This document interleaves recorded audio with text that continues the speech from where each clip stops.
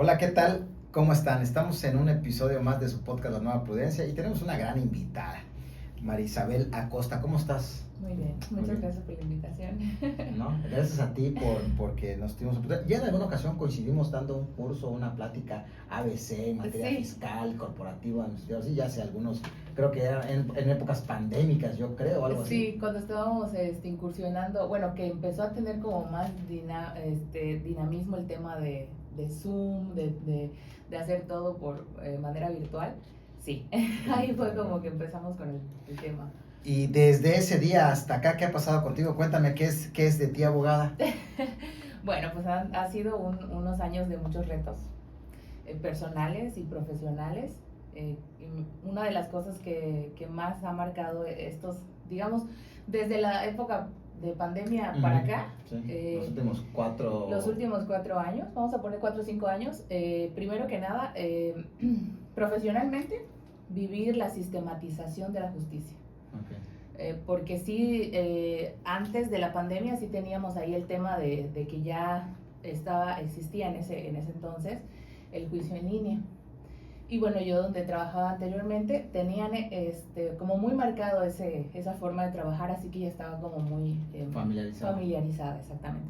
Después de la pandemia, la sistematización ya no solamente era el recurso de revocación, porque el recurso de revocación se presenta totalmente en línea, sino también el que ya no solamente podíamos el recurso a través de internet, el juicio en línea, sino que el juicio en línea se convierte en 2.0 y ahora todas las salas de todos los tribunales en toda la República se fueron modernizando, por así decir, o dándole ese beneficio al ciudadano para poder tener acceso a la justicia desde sus computadoras. Eso de esa vía remota. Exactamente, eso desde el aspecto profesional y bueno, para irnos familiarizando con el tema, digo, ya no estaba tan perdida en eso, ¿no? Profesionalmente hablando ya estaba familiarizada y agradezco muchísimo eso porque aparte gestiona mejor los recursos para el contribuyente. Ya no tiene que moverse o pagar viáticos o no sé qué. ¿Qué es una de las bondades de los litigantes que se dedican a la materia que tú te dedicas? ¿Nos quieres platicar un poquito para que conozcan? María Isabel es abogada y bueno, platícanos quién mejor tú que... Ok, abogada con la especialidad fiscal.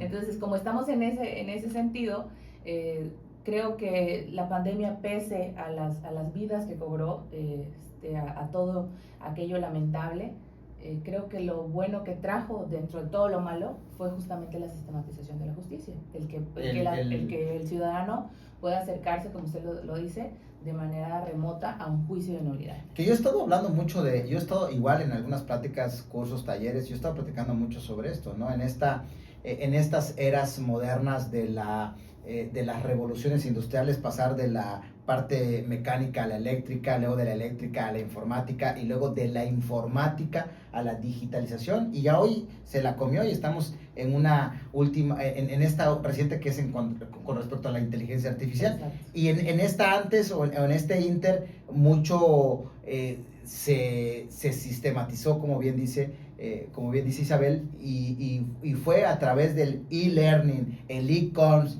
y el ilegal no se dejó atrás, es decir, que toda la cuestión de la parte electrónica legal, empezamos nosotros a poder verlos, a poder interactuar a través de audiencias por vías remotos, pero en materia fiscal ya ustedes traían un antecedente y entonces fueron de los que más se familiarizaron a ese ecosistema remoto, ¿no?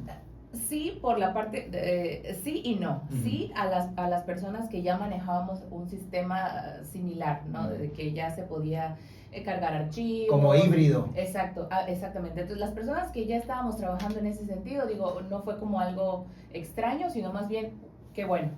Pero no para las salas. Ahí sí hubo como que esto que le llaman la curva de aprendizaje, ¿no?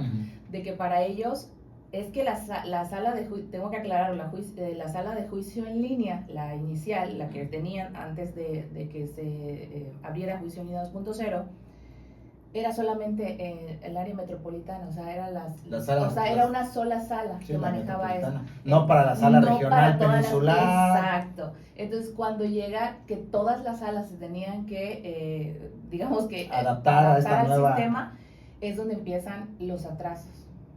En la implementación. La implementación, porque pese a que el sistema ya estaba diseñado, pese a que el sistema estaba funcionando muy bien, por cierto, los que tenían ahí, para que fuera más rápido, era por parte de la propia gente que estaba en las salas. Porque era como algo que, es que un ejemplo muy sencillo. No, es que la notificación a las partes, por ejemplo, se tiene que enviar un mensaje a las partes y decirles hay una notificación. Y ellos tenían que habilitarle ahí un botoncito de que hay que mandarles una notificación. Entonces, de repente, pasaban meses y tú, quiero saber si hay alguna notificación. No, ya se mandó. Por ejemplo, la secretaria de acuerdos te decía, ya se mandó el acuerdo de admisión, por ejemplo. Sí, pero no me lo han notificado. Ah, qué raro, porque ya le dijimos al actuario que lo notifique. Y ya tenía días, semanas, y el actuario no, era que no le había habilitado tal o cual cosa. Entonces, eso atrasaba muchísimo porque a lo mejor la otra parte ya había presentado hasta su contestación de demanda y nosotros ni enterados porque no se había habilitado ahora sí que el botoncito que decía, ya hay una notificación. Entonces, desde ahí, cosas tan básicas como esas. Luego que la carga de documentos, que hay que habilitar un candado para que la otra parte vea el archivo que subió, por ejemplo, la parte demandada. Entonces, esos atrasos fueron generando que el juicio se extendiera y de hecho muchísima gente dice, yo prefiero el tradicional porque es más rápido, pero era justamente esa percepción quedó por los atrasos que hubieron en la implementación del juicio. Muy bien. ¿Cómo dirías desde tu perspectiva como litigante en la materia fiscal el litigio en esta materia en nuestro país? En materia fiscal, ¿qué tanto el contribuyente está teniendo créditos fiscales? ¿Qué tanto el fisco? ¿Qué tanto el gobierno a través de sus dependencias? La carga, particularmente en México, en esta materia, ¿cómo la ves tú? Como política. No puedo negar que el sistema actualmente es bastante inquisitivo, es totalmente, pues siempre ha sido recaudatorio, pero ahora no solamente es recaudatorio, es voraz, en el sentido de que los sistemas en teoría están diseñados para facilitarle al contribuyente el que pueda pues presentar sus declaraciones, llevar todo en regla. Sin embargo, el propio sistema a veces te impide que sea así, como por ejemplo lo que vivimos hace poco de las declaraciones anuales, ¿no? De que básicamente el sistema, qué fácil, qué padre, cómo lo venden, de ya está precargado. Exacto. Entonces, es como, qué padre que esté precargado, el problema es que cuando yo lo voy a revisar o a ver si eso que está precargado no coincide con lo que realmente en la práctica le sucede al contribuyente. Y luego es un problema que lo quiera cambiar. ¿Y tú pensarías que lo que todo está precargado sí incide en tu saldo a favor? Exacto, sí, porque muchas veces en la práctica puede ¿Pero pasar. ¿Es por intención o es por o simplemente fallas en el sistema? Yo creo que son fallas en el sistema, pero ahí sí me atrevería a decir que son fallas intencionales, porque quizá por los sistemas que utilizan. Pues entonces, si son fallas intencionales, entonces, ¿qué quiere decir? Que yo no quiero entregar saldos a favor, que además hubo muchos negativos. No, pero además también, y los saldos a favores, yo veía que todo el mundo estaba como, ¿y cuándo me depositan eso? Sí, o sea, como que esta vez como que te daron un poquito más. Y ¿no? Luego, aparte, hicieron ahí una adición o algo novedoso. Que bueno, si no procede tu saldo a favor, te da una negativa, es porque tú tienes que llenar una forma y tienes que hacerlo manualmente, no sé qué. Entonces eso significa que le está generando una nueva responsabilidad, por así decirlo, una carga más al contribuyente para solicitar un saldo a favor, que pues al final es algo al que tiene derecho. Ahora, en términos de créditos fiscales a ciudadanos de a pie, ¿qué tanto tenemos la cultura de combatir o qué tanto tenemos la cultura de poder controvertir como acciones que el propio Estado a través de sus entes recaudadores hacen en perjuicio de uno? Creo que depende, es por áreas de la República, porque me ha tocado ver que, por ejemplo, las personas que están en el centro y el norte del país tienen un poco más de interés en conocer. Como una cultura más de... Una cultura tributaria, y además, de que saben que reconocen sus derechos en ese sentido, pero del centro del país o más bien del sur. Del sur-sureste. Del sur-sureste, exactamente, hasta que ya están en el problema. Ok, ¿tú pensarías que esto obedece a falta de conocimiento sobre la materia o un desinterés o una apatía y hasta que yo tengo un problema entonces busco a alguien que me asesore o me hable al respecto de cómo? Creo que depende de los sectores económicos, porque del centro del país para el norte del país son sectores económicos empresariales, industriales, entonces como que ellos se toman en serio el tema de las empresas. Sin embargo, en el sur-sureste es un sector económico productivo. Entonces, aparte porque por cierto el sistema de ese tipo de sectores es más noble fiscalmente hablando, pero cuando ya tienen un problema o hay algo que, escuchan la palabra SAT, es contador, la primera persona, ¿no? Contador, y luego el contador trata de resolver, pero lo que está dentro de su área técnica lo puede resolver, pero hay situaciones que ya se escapan del área técnica y es donde entra el área jurídica y es justamente ahí donde, bueno, llegan y ya tienen un problema. Okay. Sí. Bien, me quiero ir abismalmente porque Isabel y yo tuvimos la oportunidad de conocernos en la academia, ella como alumna y yo como docente, y luego de ahí ella se vinculó con quien fue mi maestra en materia fiscal, la licenciada Magali Juárez. Una eminencia, la licenciada Magali Juárez, y hoy ya estás como litigante independiente por tu cuenta, a pesar que eres muy joven. ¿Cuál es el proceso para que un estudiante, digo porque me toca hoy ver ese proceso, ¿no? Ser estudiante a ser litigante independiente, convencido de que ya tiene los conocimientos, no del todo, porque eso nunca se deja aprender en materia legal, pero para poder decir, sí puedo salir a ofrecer servicios legales para las defensas de personas que han sido afectadas de alguna otra manera por acciones o por actos del Estado. Platícame, me interesa mucho, quiero conocer, porque además un grupo que nos ve o que nos escucha son estudiantes. ¿Cómo es este proceso? ¿Cómo te tocó ver este proceso? Y si es importante la mentoría para que después uno se pueda independizar. Definitivamente. Primero que nada, creo que previo a la mentoría tiene que haber el interés de la persona, es decir, en este caso del alumno. ¿Cómo se da el interés contigo que digas, sí, quiero materia fiscal? Es muy curioso porque cuando estaba casi concluyendo la carrera, que es la parte donde nos preguntan, ¿qué especialidad del derecho? Yo estaba interesada en derecho penal. Buscando de qué se trata cada cosa, no sé qué. Pero yo quería estar en un área donde como que no estuviera involucrado temas sensibles como la libertad, a pesar de que quería penal, yo decía, me hacía la pregunta internamente, estoy segura que yo no podría defender a alguien que cometió un delito en contra de un niño, por ejemplo. Entonces dije, no tiene que haber otra salida, ¿no?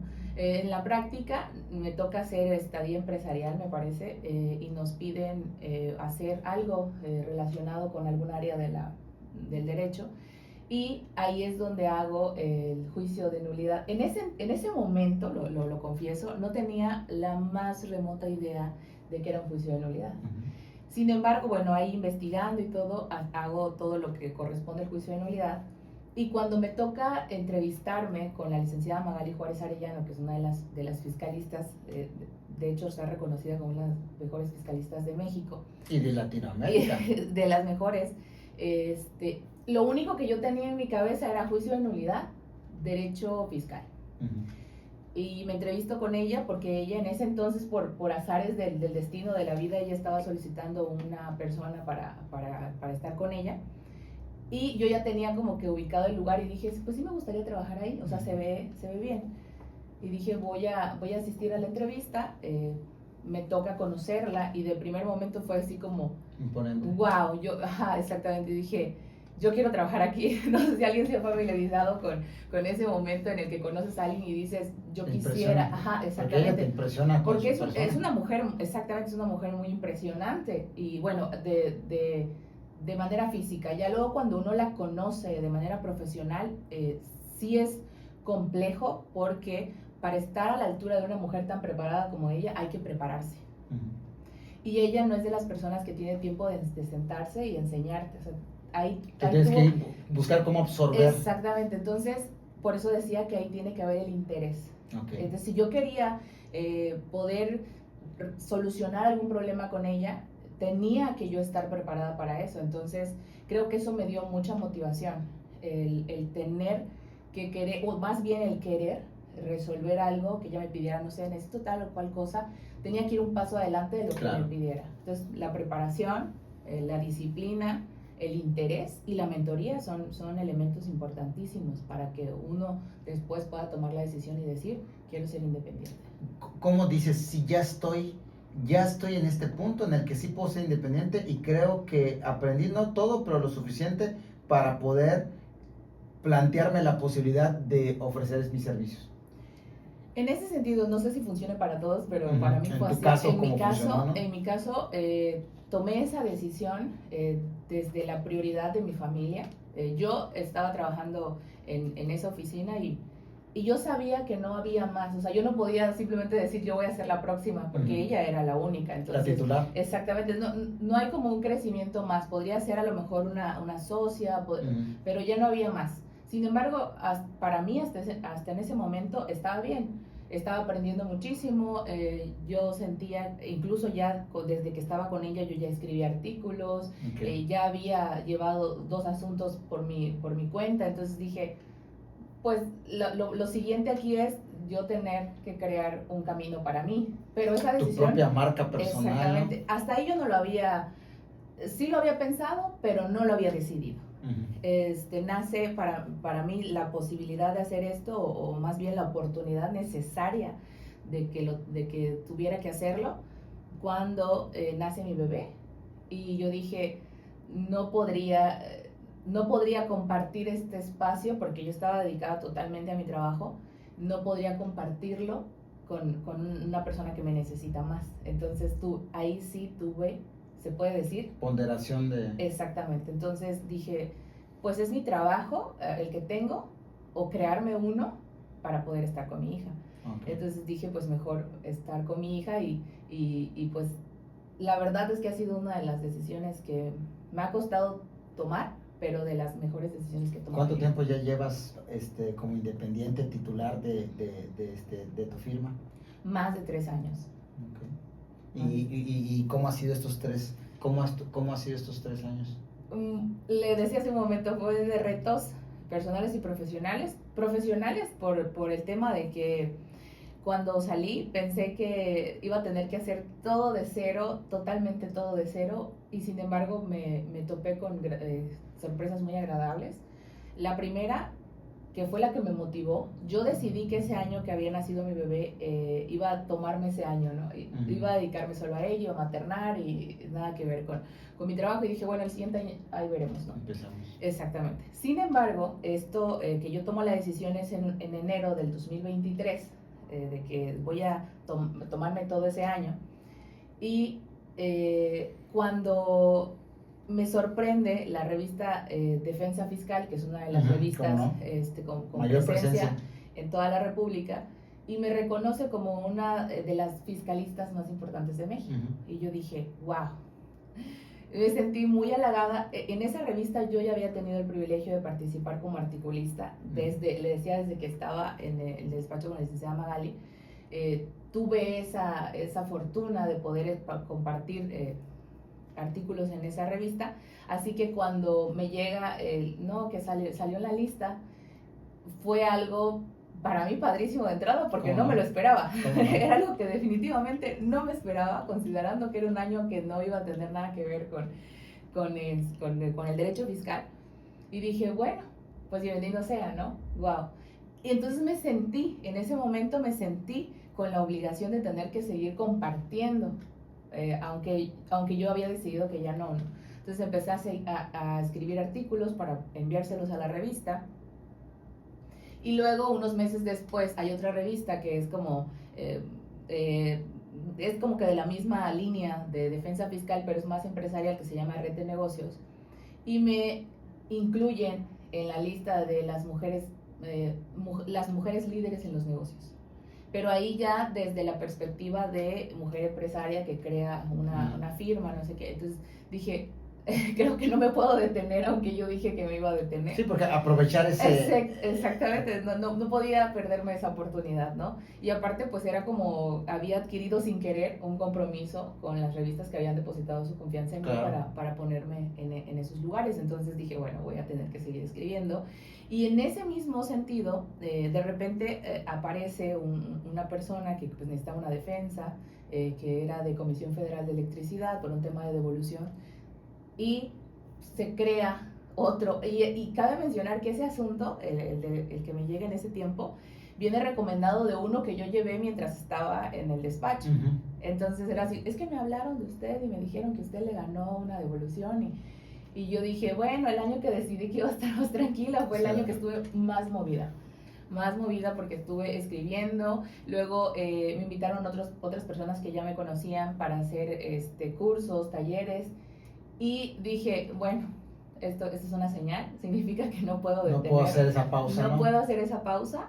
Y entonces ahí es donde entra otra cosa que igual me gustaría agregar, porque ha sido ahí un reto personal, que tienes que malabarear con el de ser abogada y ser profesional, seguirte preparando, mantener el lugar al menos en el que ya estás, y ser mamá.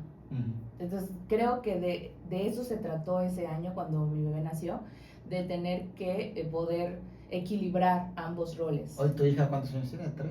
Sí. 3 años. ¿Y tú, cómo ha sido ese equilibrio de roles? Es bastante complejo cuando a veces amigas me preguntan, ¿cómo le haces? Realmente no quiero ilusionarlas y decirles que es un camino fácil, no lo es. No es. ¿Qué es lo más complejo?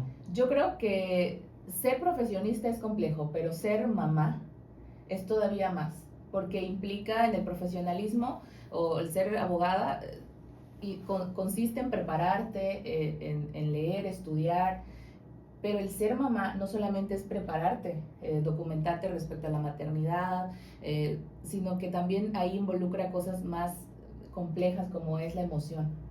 Porque a veces estamos cansados físicamente, cansados mentalmente. Por ejemplo, profesionalmente te cansas mentalmente y dices, me voy a tomar un respiro. Sí, para poder continuar. Exacto, no sé cómo trabajen, pero por ejemplo me tomo una tacita de café, o a lo mejor en algún momento salgo, las personas que fuman se fuman un cigarro y ya. Pero ¿y las mamás? Las mamás no podemos decir, espérame bebé, deja de llorar, dame chance, ¿no? Entonces, el ser mamá y el ser abogada, tienes que saber, o la profesión que desempeñe, tienes que saber que no va a ser fácil. Y creo que los elementos que juegan aquí, o las personalidades que te podrían ayudar en ese sentido, sería pues tener una red de apoyo. Tu red de apoyo. Una red de apoyo en la que digas, ¿sabes qué? En este momento no puedo, por favor, solo dame una hora, dame 30 minutos, déjame nada más leo o escribo tal o cual cosa. Pero sí es muy importante para las mujeres que queremos dar este paso, o sea, de poder equilibrar ambos roles, tener una red de apoyo. Y bueno, también hay que agregar que a veces cuando no se tiene esa red de apoyo, entonces a veces nos toca no dormir, porque había ocasiones en las que no siempre podía contar con mi pareja, no porque no quisiera, sino porque no estaba por cuestiones de trabajo, y entonces me tocaba dormir bebé, y luego después estudiar. Que terminaras de ver en su quinto sueño, entonces tú empezabas el análisis, la investigación para la defensa que se iba a plantear, ¿no? Antes de empezar platicábamos que te llamaba la atención un poquito del script que hicimos sobre una pregunta o un tema en el que queríamos, que hicieron aquí, que querían hacerte a ti, y que era si hubo un caso, un asunto en el que te marcara y que pudiera ser como ese caso de éxito que tú recordaras o que te dejó algo de ello. ¿Podrías? Sí, fue justamente el asunto que llevé cuando estaba dentro del despacho, que era una persona de Comisión Federal que se había jubilado. Lo cuento el contexto porque era algo que a pesar de que yo había escuchado devoluciones de saldo a favor, negativas de devoluciones, todo el contexto, no había algo que dijera, ay, eso nunca lo he escuchado. O sea, no puedo decir que lo sé todo, pero eso en particular. Sí, ya estabas familiarizada con casos específicos. Exactamente. ¿No? Entonces me busca, me dice, licenciada, tengo este problema. Llega a mí ni siquiera por publicidad o porque yo me estuviera dando a conocer ni nada, sino porque era conocido de mi hermana, que mi hermana en ese tiempo hizo como un servicio social en Comisión Federal y ella le habló, mi hermana, mi hermana es abogada y ella en derecho fiscal y que si es devolución, oye, no sabes si tu hermana me puede echar la mano con esto, no sé qué, y me pasó el contacto, bueno, así fue. Palabras más, palabras menos. El caso es que me platica la situación y me dice, lo voy a decir porque creo que tiene que ver algo con la materia que usted maneja. Los jubilados de de Comisión, de CFE, cuando se van, o sea, cuando ya termina su tiempo y se van a jubilar y todo esto, ellos celebran una reunión me parece que es en la Junta de Conciliación y Arbitraje, pero ellos porque ya tienen ¿cómo se llama esto? Un contrato colectivo de trabajo. Y el contrato colectivo de trabajo señala cómo deben de ser los pagos que le van a hacer a los jubilados. Claro, si está dentro de ese contrato, el que se lo pague de una sola exhibición, que era el caso del señor. Entonces, él le realizan el pago en una sola exhibición, en un cheque, y el SAT le retiene el ISR. Y le dijeron, no, pero es que ese ISR es exento de ISR porque es una jubilación. Él presenta la declaración y le dice el SAT, no es, bueno, no lo dice así, pero bueno, sí, para que palabras técnicas o palabras entendibles, dice, no te lo voy a devolver porque no es una jubilación, es un pago de una prima y esa no es exenta, sino esa tiene ahí un porcentaje, no sé qué, le da todos los artículos y los fundamentos que sí, efectivamente dice que la prima no es exenta. Oye, y luego la autoridad te lo fundamenta y te lo motiva, que tú lo lees y tú dices, no hay forma. No hay forma. ¿Cómo lo combate? ¿No? Que es una de las cosas que no. O sea. No, si uno lo lee con objetividad, digamos, de acuerdo con lo que dice la ley, sí, efectivamente no era exento de ISR, ¿no? Pero hay una cosa que siempre me ha llamado la atención del derecho y es que el derecho es lógico. Y entonces dije, ok, sí es cierto que no tiene el concepto, o sea, el nombre, es verdad, pero su naturaleza jurídica sí es una jubilación. Tan es una jubilación que en el contrato colectivo de trabajo, cuando lo define el apartado, se llama jubilación. Claro. Cuando se van a la junta, el documento que le van a hacer el pago le dicen, se hace por el concepto de prima de, no sé, legal de antigüedad, así lo maneja, prima legal de antigüedad, y luego hasta el final, donde hace el desglose de los pagos y dice, pago de jubilación en el cheque fulano de tal, a nombre de fulano de tal, en cantidad tal. Entonces, ¿qué me estás diciendo? Solo el concepto es diferente, pero la naturaleza jurídica del pago es jubilación. Sí está vinculada. Además, a la ley de ISR dice que para ser exenta tiene que cumplir con ciertos requisitos. ¿Cuál es? Que se haya acordado, patrón, trabajador. 2, que se pague en una sola exhibición. Y dije, sí lo cumple. La naturaleza es una jubilación. 2, me la pago una sola exhibición. Entonces, para mí, reúne con los requisitos. Es una jubilación. Procedibilidad. Exactamente. Entonces me acuerdo que yo le compartí esto en ese entonces a compañeros que habían estudiado conmigo y fíjate que o sea, no quería llegar también con la licenciada y decirles que yo creo, sino para mí era en ese momento como algo que tengo que llevar ya, que alguien que me diga, sí, sabes que tienes razón, ¿no? Y entonces me acuerdo que las personas que le pregunté y uno de ellos me dijo, pues una cosa es que tú tengas la razón y otra cosa es que te la quieran dar. Y dije, bueno, pero es que yo creo que tengo razón y no puede ser que bueno, de todas maneras, el señor ya perdió, o sea, si lo vemos así objetivamente, él ya perdió ese dinero. Nada que perder. Nada que perder. Y mucho que ganar y mucho que aprender. Entonces fui y se lo compartí a la licenciada y le dije, mire, llegó esto, yo creo esto y esto. Y bueno, ella no me desanimó, más bien me dijo, pues inténtalo. Lo más que va a pasar es que pues si lo pierdes, pues ya lo perdieron y si ganas, pues vas a ganar mucho, ¿no? Nada más te digo que yo, no, o sea, si tú te vas a meter a esto, es tuyo. O sea, no me vengas aquí de que, ay, quiero, no, es tuyo. Y yo dije, bueno. Entonces me tocó, cabe mencionar que como estoy trabajando y estaba trabajando con ella, no podía decir, no puedo, ahorita lo que me pidan no lo puedo hacer porque estoy ocupada haciendo mi recurso, mi juicio, lo que sea.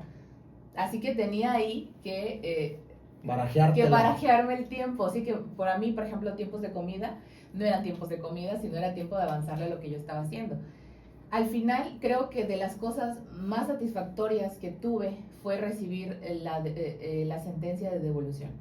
Porque fue justamente en el sentido en el que yo lo había planteado. Y dije, wow, fue así como que, mi primera estrellita. Y dije, creo que ya estoy lista para algo más. Y ese fue como que te dices, sí, ya. Sí puedo. Y te generó una confianza. Sí, generó confianza en mí porque dije, nadie creía, bueno, al menos a las personas que se lo platiqué, nadie creía que me lo fueran a dar. Solo yo lo creía en ese momento. Ahora, gracias por compartir esto.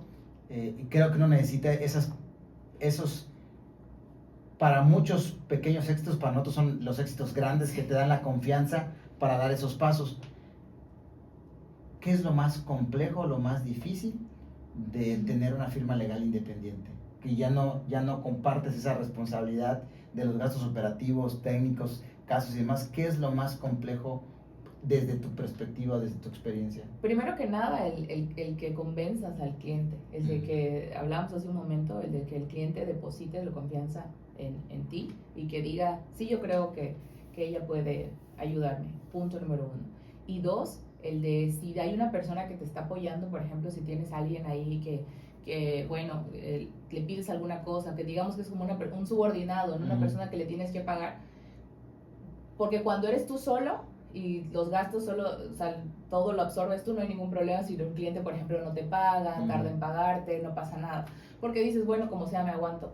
Pero cuando alguien depende de ti, yo creo que es de las cosas más difíciles que enfrenta un despacho, o en particular pues una persona que tiene una oficina, porque es la responsabilidad no solo de ti, sino de hay otra persona que no va a decir, ay, pues vamos a esperar a que le pague el cliente a mi jefe. O sea, no, creo que es de las cosas más complicadas.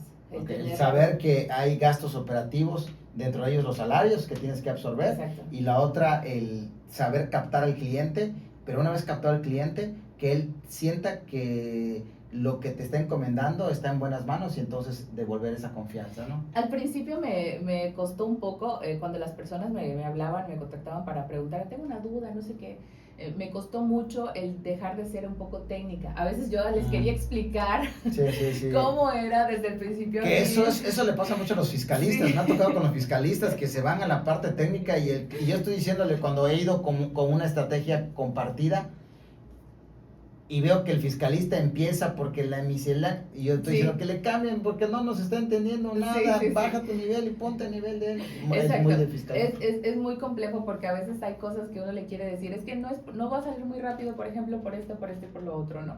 Entonces me costó mucho abandonar ese bagaje fiscal, los tecnicismos, y bajarnos como decía, al de poder explicarle al contribuyente cuál es la realidad de su situación, qué es lo que yo puedo hacer y qué es lo que nos puede pasar. Porque también no puedo venderle la idea. Exactamente, hay casos en los que sí, desde que lo lees dices, no, pues sí, tiene mucha tela de donde cortar, hay muchas posibilidades, es más, te puedo manejar un porcentaje de eficacia, pero hay casos en los que de plano el contribuyente sí ha hecho cosas muy malas y ya está metido en un problema bastante grave y no le puedo decir, tengo 100% de probabilidades de que lo ganes, porque hay una probabilidad de que no. Entonces hay que tener esa capacidad de poder decirle al cliente, pese a que voy a hacer todo mi esfuerzo, también tienes que saber que pues hay una posibilidad de que margen de que no funcione así, porque imagínense que yo le diga, porque me han llegado personas y me dicen, no, sí, y me dijo que sí lo íbamos a ganar y no sé qué, y no ganaron, y le dije, pues es que creo que a veces tenemos temor de ser honestos, porque pues pensamos que si decimos, no, es que hay una posibilidad de que no lo gane, yo no te contrato. Se vaya el cliente, ¿no? Exactamente, pero me ha funcionado mucho el ser honesta respecto a la situación del contribuyente, que una vez que lo entregan conmigo y yo les hablo para decirles, se va a hacer tal o cual cosa, por si le llega un correo, no sé qué, licenciada, lo que usted haga está bien. Entonces, eso es de las mejores cosas que puedo decir que me ha pasado. Y a veces de repente cuando mi esposo me escucha me dice, ¿y estás segura que te entendió todo? ¿Estás segura que te entendió lo que le dijiste? Y yo, pues yo creo que sí, porque cada que yo le pregunto me entendió, me da una retroalimentación, entonces pues sí me entendió. Y dos, porque no me llama para decirme, Lick, ¿cómo vamos? Lick, no sé qué. No, no hay eso, no hay eso, al contrario. Muy bien. Pues qué placer poder platicar contigo. La verdad es que es una materia muy bonita, muy compleja. Hay una ahí en los pasillos de las universidades, pareciera que todo aquel que quiera en el litigio ese millonario tiene que ser fiscalista, o por lo menos idealizan mucho a la materia fiscal. Es una materia muy noble, digo, tu servidor que litiga materia laboral sí guarda mucha proporción con la materia fiscal. Me declaro con muy pocos argumentos o muy poco conocimiento en materia fiscal. Sí sé sobre la importancia de esta materia, y también puedo constatar que de donde vienes, donde estás aprendiendo, pues estoy convencido que ha sido uno de los pilares que te ha permitido tener la confianza y que tu crecimiento va a potencializarse, ¿no? Para los que nos siguen en nuestra pequeña comunidad, si quiere conocer un poquito más de ti, hoy dice, bueno, yo tengo a mi papá que es jubilado de Comisión Federal, o mi saldo a favor no llegó y que quiera tal vez una asesoría, una orientación, o conocer más sobre el trabajo que tú estás haciendo, tus publicaciones, ¿tienes redes sociales? ¿En qué redes sociales te podemos buscar para conocer un poquito más sobre ti? Estamos en Facebook como Mía Consultoría y Defensa Fiscal. Ahí, de hecho, no sé si lo puedo decir, pero tengo sí, claro. un taller que estamos implementando, que justamente habla acerca de los errores que pueden detonar en una auditoría fiscal. Okay. Entonces es de cupo limitado. ¿Para quién va dirigido esto? Va dirigido a empresarios, contadores, e incluso si hay algún interesado, no sé, a lo mejor algún estudiante que pueda, o que ya esté, porque como decía, cuando yo estaba trabajando, estudiando, entonces ya como que tenía que estar quieres capacitarte, quieres conocer más, pero además te sirve para generar redes de contactos, hacer un poco de networking. Exacto. Entonces 30 de junio a las 7 p.m. es en Zoom. Así que bueno, lo pueden tomar desde la comodidad de su casa, que hablaremos acerca de esos errores que detonan en una auditoría fiscal. Estamos en redes sociales, en Facebook, y el número de WhatsApp es 981-102-2254. Ok, ahí si quieren tener una cita, una consulta, ahí se pueden dirigir, sí, y pueden hacerlo, ¿no? Sí, exactamente. Ha sido un placer poder platicar contigo y entender un poco el contexto, pero sobre todo yo con la parte con la que me quedo de esta plática o esta conversación es de el camino que se construye de ser estudiante a ser litigante independiente. ¿Cuántos años pasaron? Pues más de 3 años ya efectivos, pero el proceso es casi 4 años. 4 años, ¿no? Aún así, hoy eres un caso en donde se puede ver, porque a veces piensan que tienen que pasar 15, 20 años, ¿no? O tienen que pasar muchos años. Hoy tú eres un ejemplo, pero además un ejemplo de éxito. Y bueno, para mí es bonito cuando tengo estos acercamientos, porque me tocó estar en la parte de tu formación, desde una materia diferente a la que tú has elegido, pero parte de tu formación, y después compartir contigo la cátedra y hoy platicar y ver que no solamente te has realizado en lo profesional, sino también en lo personal, pues es algo gratificante, ¿no? Te felicito y confío y que seguirás construyendo este éxito, y que bueno, que Campeche también tenga abogados que tengan esa presencia a nivel nacional, porque a veces estamos un poco lejos del centro del país. Sí. Entonces hay que hacer un poco de ruido, y estas publicaciones y estas revistas y demás creo que también nos ayudan para tener foco ahí y no achicarnos, sino decir que sí podemos y hacer esto, ¿no? Por lo que nosotros respecta, ya saben, síganos en nuestras redes sociales. Estamos en Facebook, en Instagram, TikTok, Spotify, YouTube, donde nos quiera, la red que usted guste y mande. Ahí estamos con el nombre de su servidor, Gabriel Abarca, y ahí estamos compartiendo clips o episodios completos o algo que tiene que ver con estas conversaciones que hacemos a través del podcast La Nueva Prudencia. Denle seguir, compartir, reaccionen de alguna manera, porque esto nos permite que el algoritmo nos se privilegie y nos comparta con más personas, y nos vemos la próxima semana para un capítulo más.